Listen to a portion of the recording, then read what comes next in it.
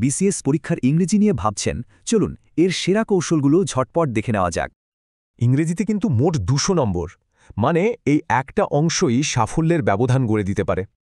আসলে এখানে শুধু মুখস্থ করে লাভ নেই, দরকার একটা স্মার্ট প্ল্যান। চলুন সেটাই দেখি।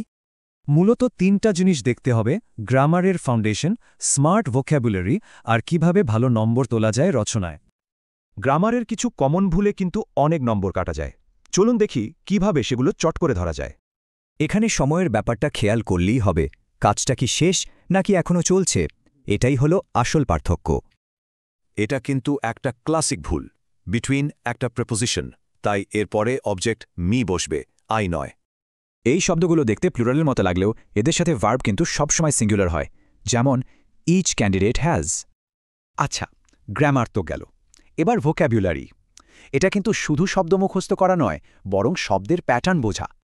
একটা রুট জানলে অনেকগুলো শব্দের অর্থ বের করা যায়। কিভাবে? চলুন দেখি। দেখলেন তো, একটা পট্টুর দিয়ে কতগুলো সম্পর্কিত শব্দ একসুতোই বাঁধা। রচনায় সাধারণ শব্দের বদলে একটু ভালো শব্দ ব্যবহার করলে লেখার মানটাই বদলে যায়, দক্ষতাও ফুটে ওঠে। আর সবশেষে লেখার কাঠামো। কি লিখছেন তার চেয়েও জরুরি কিভাবে সাজিয়ে লিখছেন। প্যারাগ্রাফ লেখার জন্য এই TEL ফর্মুলাটা দারুণ কাজের। এতে লেখার যুক্তি একদম পরিষ্কার হয়ে যায়। একটা সাদা মাটা লাইন দিয়ে শুরু করার চেয়ে এমন একটা শক্তিশালী উক্তি ব্যবহার করলে শুরুটাই জমে যায়। তো এত কিছু প্র্যাকটিস করবেন কিভাবে? এর জন্য একটা সহজ কিন্তু কাজের প্ল্যান আছে। মনে রাখতে হবে, নিয়মিত থাকাটাই আসল। একটা রুটিন থাকলে সবগুলো টপিকেই ফোকাস করা সহজ হয়। বিসিএস ইংরেজি আয়ত্ত করা একটা জার্নির মতো। তাহলে প্রথম পদক্ষেপটা কোন দিকে হবে?